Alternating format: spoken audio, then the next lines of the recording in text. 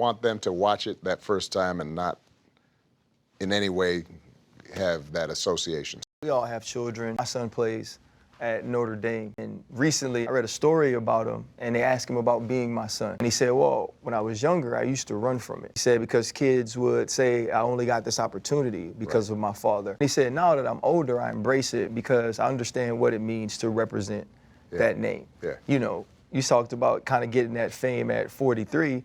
Maybe then, if you had the girls, it wouldn't have been President Obama's daughter or Michelle Obama's daughter. But now it is.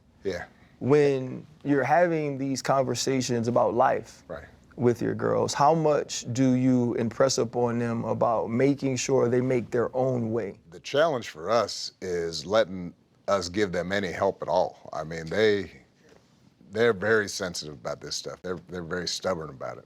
Malia, she's making movies. So she made her first movie. And you know, I'll be a dad, I'll brag a little bit. You know, Donald Glover. Went to, she's working with Donald. And, you know, her first film went to Sundance and all these fancy film festivals. She didn't use Obama as director. On the credits, it said Malia Ann. She used her middle name, didn't put Obama on there. I was all like, you do know they'll know who you are. She's all like, you know what, I want them to watch it that first time and not in any way have that association. So I think our daughters go out of their way to not try to leverage that. Leave my children alone because they have the right to grow up. They didn't choose this, right? Let them grow up. And to the credit of the press, they did leave them alone. When Michelle and I were talking about me running, our biggest concern was, will our kids end up weird? Because it's a weird situation. One of the great blessings was, we brought my mother-in-law, who recently passed and who was just an amazing woman I loved. And she was the most down-to-earth,